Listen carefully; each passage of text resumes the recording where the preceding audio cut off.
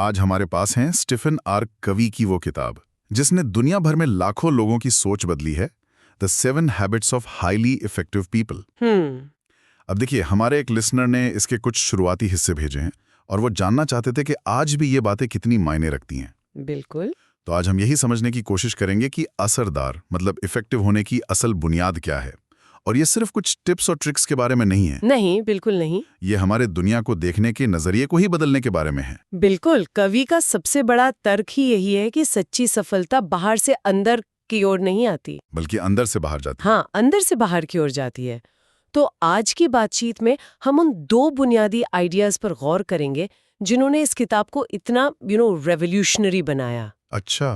पहला है चरित्र बनाम व्यक्तित्व की बहस और दूसरा है हमारे पैराडाइम या दृष्टिकोण की ताकत। दृष्टिकोण मतलब वो चश्मा जिससे हम दुनिया को देखते हैं। एग्जैक्टली। ठीक है, तो चलिए इसे खोलकर समझते हैं। कवि अपनी बात एक बहुत ही पर्सनल कहानी से शुरू करते हैं जो ये दिखाती है कि हम अक्सर समस्याओं को सुलझाने की कोशिश तो करते हैं, पर शायद गलत जगह से। गलत सिरे से पकड़ते हैं। कवि कहते हैं कि पिछली आधी सदी से सक्सेस लिटरेचर का ज्यादातर जोर पर्सनालिटी एथिक पर रहा है। हाँ। मतलब आपकी पब्लिक इमेज कैसी है, आप बात कैसे करते हैं, आपकी बॉडी लैंग्वेज, ये सब। सलाह कुछ ऐसी होती है, मुस्कुराओ तो ज्यादा दोस्त बनेंगे। हाँ, या लोगों की बातों में दिलचस्पी दिखाओ भले ही वो नकली हो। बिल्कुल, ये सब बाहर की चीजों पे फोकस करता है। और इसमें एक समस्या है, ये सब टेक्निक्स हैं, शॉर्टकट हैं। कवि कहते हैं कि ये उस किसान की तरह है जो बसंत में बीज बोना भूल गया, अच्छा। गर्मी में खेत की देखभाल नहीं की और पतझड़ में सोच रहा है कि किसी तरह जुगाड़ लगाकर अच्छी फसल काट ले। ये मुमकिन नहीं है। सही बात है। इसके ठीक उलट उससे पहले का अगर आप लिटरेचर देखें करीब 150 साल का, तो वो पूरी तरह से कैरेक्टर एथिक पर आधारित था। कैरेक्टर एथिक मतलब चरित्र नीति। हाँ, वहाँ बात होती थी ईमानदारी, साहस, धैर्य और न्याय जैसे उसूलों की। लेकिन एक मिनट, ये जो पर्सनालिटी वाली बातें हैं, इनमें कुछ गलत तो नहीं लगता? मतलब अच्छा दिखना, अच्छे से बात करना, ये तो काम करता ही है ना? क्या कभी इसे पूरी तरह से नकार रहे हैं? कंपनियां तो आज भी सॉफ्ट स्किल्स ट्रेनिंग पर लाखों खर्च करती हैं। बहुत अच्छा सवाल है। और नहीं, वो इसे नकार नहीं रहे। वो कहते हैं कि ये चीजें जरूरी हैं, लेकिन ये दूसरे नंबर पे आती हैं। अच्छा, सेकेंडरी हैं। हाँ, सेकेंडरी। उनकी असली ताकत तभी है जब वो एक मजबूत चरित्र की नींव पर टिकी हों। बिना उस नींव के ये टेक्निक्स बस दिखावा बनकर रह जाती हैं। मतलब खोखली होती है। बिल्कुल। लोग आपके दोहरेपन को भांप लेते हैं। आप दुनिया में सबसे मीठी बातें कर सकते हैं, लेकिन अगर लोग आप पर भरोसा नहीं करते तो आप कभी कामयाब नहीं हो सकते। फिर सी आइसिंग लगाने जैसा है, दिखने में अच्छा लेकिन असलियत कुछ और है। समझ गया। मतलब पहले जड़ें मजबूत करो, फिर पत्तियों की चिंता करो। कवि ने इसे अपनी निजी जिंदगी के एक उदाहरण से भी समझाया है ना? अपने बेटे के बारे में। हाँ, और वो कहानी तो दिल को छू लेती है। उनका एक बेटा स्कूल में हर तरह से संघर्ष कर रहा था। जैसे कि पढ़ाई में कमजोर, खेलों में पीछे और दोस्त बनाने में भी मुश्किल। तो कवि और उनकी पत्नी ने उसे ठीक करने के लिए पर्सनालिटी एथिक की हर टेक्निक अपनाई। अच्छा, वो मोटिवेशनल बातें। हाँ, कम ऑन बेटे, तुम कर सकते हो। उसकी दूसरों से तुलना करके उसे बेहतर करने को कहते, लेकिन कुछ भी काम नहीं कर रहा था। कुछ भी नहीं। नहीं, असल में हालात और बिगड़ रहे थे। ये तो अजीब बात है। वो तो मदद करने की कोशिश कर रहे थे, फिर गड़बड़ कहाँ हो रही थी? गड़बड़ उनके इरादों में नहीं थी, तो फिर उनके गहरे विश्वास में थी। अंदर ही अंदर वो अपने बेटे को कम या नाकाफी मानते थे, और उनका बेटा उनकी यह भावना महसूस कर सकता था, चाहे उनके शब्द कितने भी पॉजिटिव क्यों ना हो। ओहो। असल बदलाव तब आया जब उन्होंने अपने बेटे को बदलने की कोशिश छोड़ दी और खुद को बदलने पर काम शुरू किया। खुद को? हाँ, उन्होंने अपने बेटे के बारे में अपनी धारणा, अपने नजरिए को बदला। उन्होंने उसे किसी और से तुलना करना बंद करके उसकी अपनी अनूठी शक्तियों और क्षमताओं के साथ देखना शुरू किया। कमाल है। मतलब असल बदलाव बेटे में नहीं, बल्कि उनके खुद के नजरिए में आया। बिल्कुल। और जैसे ही उन्होंने उसे बिना किसी जजमेंट के स्वीकार किया, उसे अपनी रफ्तार से बढ़ने दिया, हाँ, तो लड़के ने खुद ब खुद हर फील्ड में कमाल करना शुरू कर दिया। ये है अंदर से बाहर का नजरिया। आपने बिल्कुल सही समझा। उन्होंने सिस्टम के प्रोडक्शन यानी बेटे के रिजल्ट पे फोकस करने के बजाय प्रोडक्शन कैपेबिलिटी यानी खुद का नजरिया और अपने रिश्ते पर काम किया। और नतीजा सबके सामने था। और यही नजरिया, जिसे कवि पैराडाइम कहते हैं, शायद इस किताब का सबसे बड़ा आइडिया है। बिल्कुल। ये वो नक्शे हैं जिन्हें हम दुनिया को समझने के लिए इस्तेमाल करते हैं। हाँ, और कवि जोर देकर कहते हैं कि नक्शा इलाका नहीं होता। The map is not the territory. ये पैराडाइम हमारी हकीकत नहीं है, बस हकीकत की हमारी अपनी व्याख्या है। और सोचिए, अगर आप शिकागो पहुंचना चाहते हैं लेकिन आपके हाथ में डिट्रॉइट का नक्शा है, तो क्या होगा? तो आप शिकागो कभी नहीं पहुंचेंगे। आप कितनी भी मेहनत कर लें, कितनी भी तेजी से चलें, नहीं पहुंचेंगे।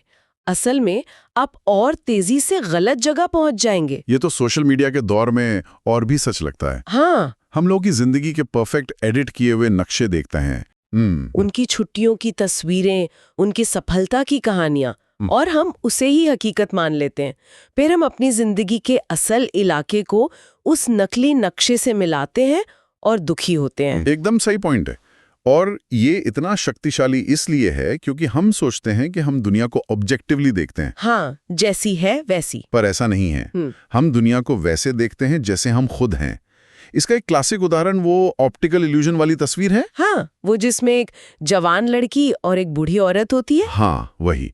कुछ लोगों को एक जवान फैशनेबल लड़की दिखती है और कुछ को एक बूढ़ी उदास औरत। हाँ, मैंने देखी है वो तस्वीर। और मजे की बात यह है कि जब तक कोई बताता नहीं, तब तक यकीन करना मुश्किल होता है कि इसमें दूसरी तस्वीर भी है। बिल्कुल। और दोनों ही लोग अपनी अपनी जगह सही हैं। वो एक ही डेटा देख रहे हैं, लेकिन उनकी व्याख्या एकदम अलग है।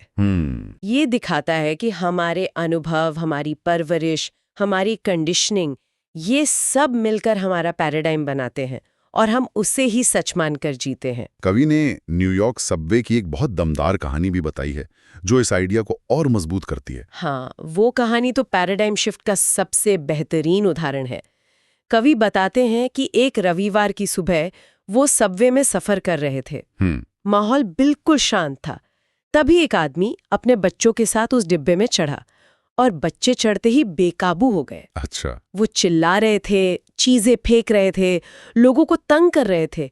पर वो आदमी, वो बस आंखें बंद करके बैठा रहा, जैसे उसे कुछ फर्क ही ना पड़ रहा हो। मैं सोच सकता हूँ कि बाकी लोगों को कितना गुस्सा आ रहा होगा। कवि का भी धैर्य जवाब दे गया। उन्होंने उस आदमी से कहा, सर, आपके बच्चे सबको बहुत परेशान कर रहे हैं, क्या आप उन्हें थोड़ा कंट्रोल नहीं कर सकते? उस आदमी ने धीरे से आंखें खोली, जैसे वो अभी नींद से जागा हो, और कहा, ओ, आप सही कह रहे हैं, मुझे कुछ करना चाहिए। और फिर उसने कहा, हम अभी अस्पताल से आ रहे हैं, जहां 1 घंटे पहले इनकी माँ की मौत हो गई। मुझे समझ नहीं आ रहा है कि क्या सोचूं, और शायद इन्हें भी समझ नहीं आ रहा है कि इस सब से कैसे निपटें।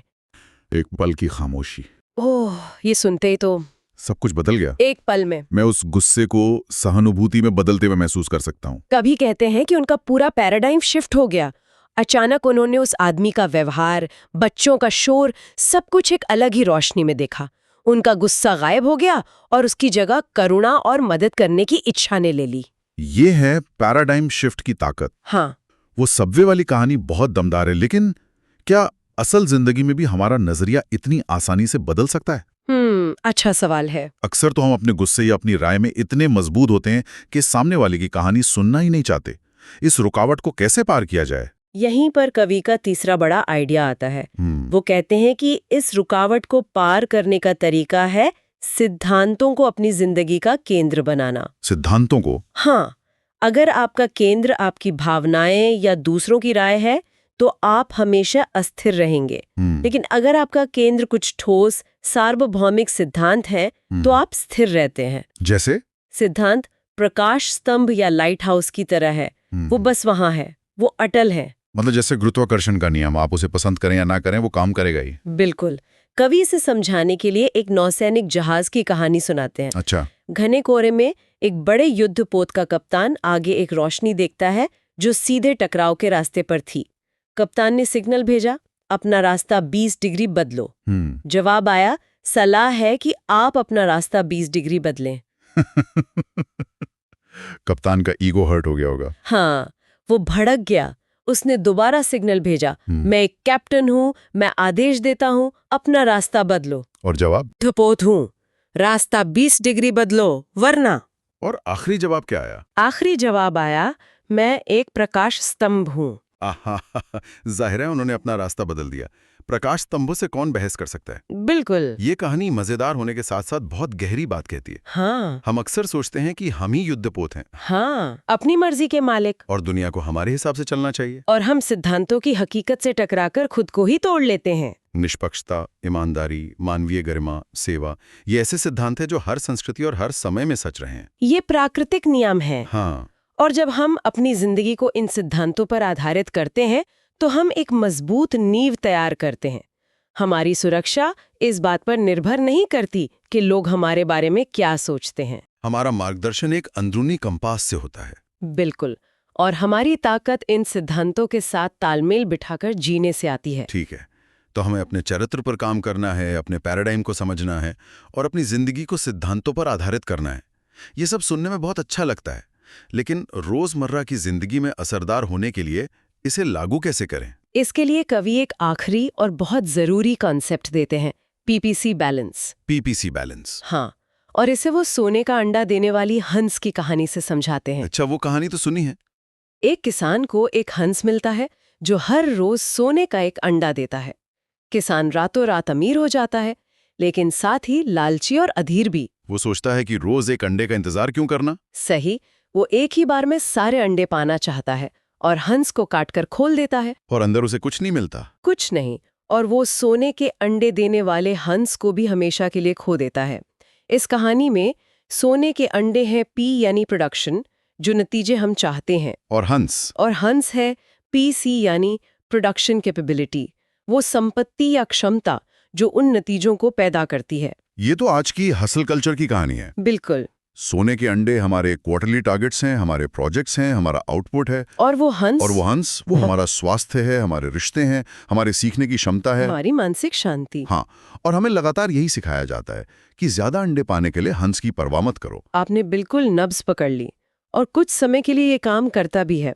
आप रात रात भर जागकर काम कर सकते हैं, अपने परिवार को नजरअंदाज कर सकते हैं, एक्सरसाइज छोड़ सकते हैं। बिल्कुल, और आपको ज्यादा अंडे यानी प्रमोशन, बोनस मिल भी जाएंगे। लेकिन आप कब तक अपनी प्रोडक्शन कैपेबिलिटी को नजरअंदाज करेंगे?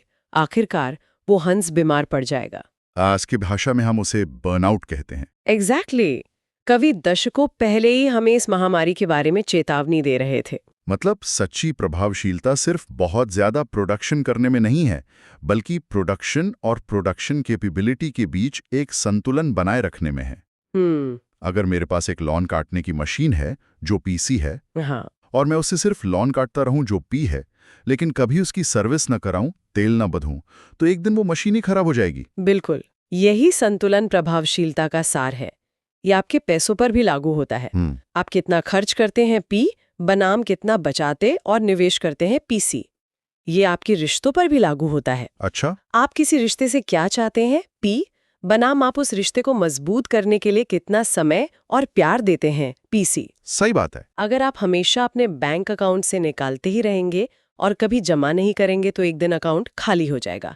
रिश्तों का भी यही हाल है। तो अगर हम इन सभी विचारों को एक साथ देखें तो सबसे बड़ी सीख यही है कि बदलाव हमेशा अंदर से बाहर होता है। बिल्कुल। स्थायी सफलता और खुशी बाहरी तकनीकों या शॉर्टकट से नहीं आती, नहीं, बल्कि हमारे चरित्र को मजबूत करने, अपने नजरिए को समझने और बदलने और अपनी जिंदगी को अटल सिद्धांतों पर आधारित करने से आती है। हमें पत्तियों पर पानी डालने के बजाय जड़ों को सींचना होगा। कवि का एक वाक्य इस पूरी चर्चा का निचोड़ है। जिस तरह से हम समस्या को देखते हैं वही समस्या है। सबवे वाली कहानी में समस्या वो आदमी या उसके बच्चे नहीं थे, समस्या कवि का नजरिया था। सही है। बेटे वाली कहानी में समस्या बेटा नहीं था, बल्कि माता पिता का नजरिया था। तो शायद असली सवाल ये नहीं है कि मैं अपने आसपास के लोगों या हालात को कैसे बदलूं। नहीं, वो सवाल ही गलत है। बल्कि ये है कि मुझे दुनिया को अलग तरह से देखने के लिए पहले खुद को कैसे बदलना होगा, और ये बदलाव ही सच्ची प्रभावशीलता की शुरुआत है। तो शायद पहली आदत किसी लिस्ट में नहीं है। शायद पहली आदत बस ये सवाल पूछना है, जिस नक्शे का इस्तेमाल मैं अपनी जिंदगी को चलाने के लिए कर रहा हूँ, जी, क्या वो वाकई सही है? जी। ये एक ऐसा सवाल है जिस पे आगे सोचा जाता है।